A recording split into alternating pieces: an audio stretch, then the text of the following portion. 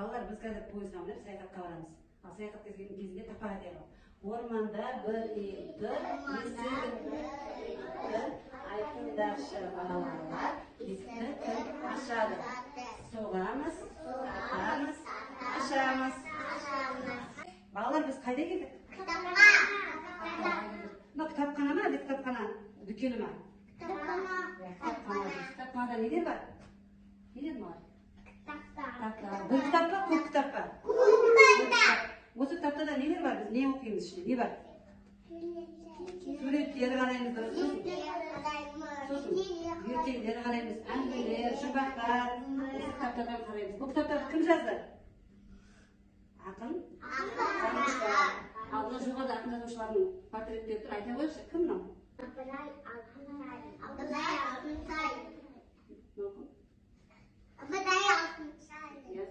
Абай? Құнанбай. Бүгін мен осы кітаптар орталығында сіздерге бір кітап ертегі оқып беремін. Ол ертегінің атын білу үшін біз алдымен сурет бояуымыз керек. Сиқырлы сурет. Балалар, қазір біз мына суреттердің ішіне біреуін таңдап, сол суретті ұжымдық сурет салумен жұмыс жасаймыз, иә? Ал осы суреттердің ішіне қайсысы бояймыз айтыңдар жаңа? Құстар мен балапан. Құстар мен балапандар бояймыз.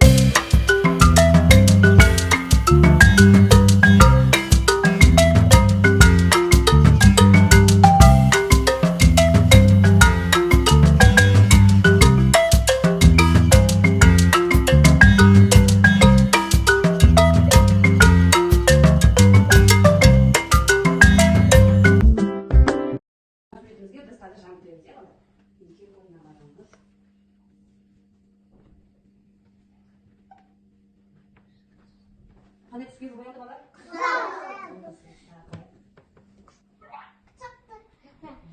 не істеп жатыр? Бас не істеді?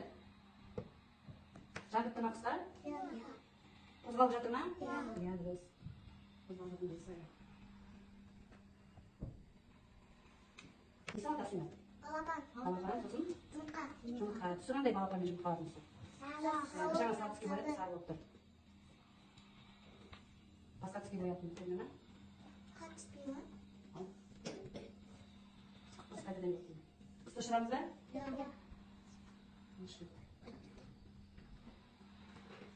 Балалар, құс не істеді? Ұшып кетті. Ұшып кетті, басын қозғады. Түсі қандай? Қандай түске бояды? Көк түске бояды, дұрыс айтасыңдар. Ал құсты ұшырайық. Не ұшырасыңдар? Жұмыртқа. Балапан. Осы жұмыртқа туралы ертегі мен сіздерге қазір оқып беремін. Жұмыртқа туралы сіздерге ертегіні оқып беремін. Ол ертегіде кейіпкері ата болады, әже болады, сосын олардың мына шұбар тауығы болады. Сосын тышқан деген кейіпкер бар. Ал тыңдаймыз ба? Ал тыңдаймыз. Баяғы өткен заманда бір шал мен кемпір өмір сүріпті. Олардың жалғыз тауығы бар екен. Несі бар екен балалар? Күндердің күнінде тауық жұмыртқа туады. Жай жұмыртқа емес, алтын жұмыртқа туады. Алтын жұмыртқаны шал әрі ұрады, бері ұрады, бірақ жұмыртқа жарылмайды. Кемпір әрі ұрады, бері ұрады, бірақ жұмыртқа жарылмайды. Амалы таусылып, енді не істейміз деп отырғанда бір тышқан келіп, жұмыртқаны құйрығымен түртіп кетеді. Мұңайған қарияларды көрген тауық, жыламаңдаршы, мен сіздерге тағы да жұмыртқа туып беремін, бірақ алтын емес, жай жұмыртқа туып беремін деп жұбатады. Ал балалар, баяғыда өткен заманда кімдер өмір сүрген? Әже, дұрыс болады. Бұлардың несі болған? Неше тауық болған? Неше тауық болған? Екі тауық. Екі мыңнан неше тауық? Бір тауық болған. Бір тауық.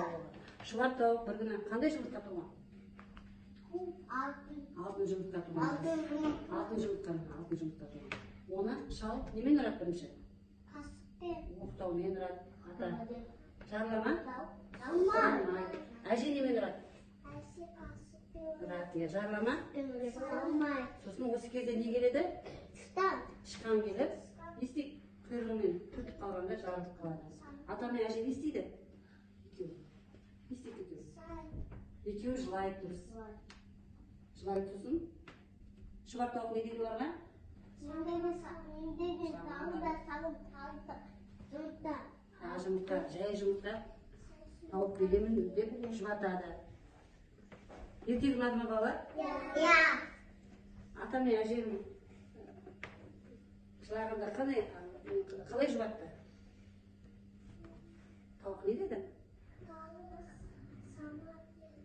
Жылама, мен сізге жұмыртқа тағы тауып беремін деп айтты. Осымен ертегіміз аяқталды балалар. Балалар, біз бүгін қайда келдік? Не істедік сосын? Мен кітаптар туралы сұрақтарға жауап бердік. Сосын не істедік? Не істедік бала сосын? Суретін бояды, қарады. Не істедік суреттегі құс? Қозғалды ма? Қозғалды, ұшып кетті, иә бала? Одан кейін не туралы? Сосын құстың астына жұмыртқа болып не туралы сіздерге оқып бердім? Алтын жұмыртқа туралы ертегіні сіздерге оқып бердім. Ал кеттік енді. Қайтамын. Орманда бір ит тұр,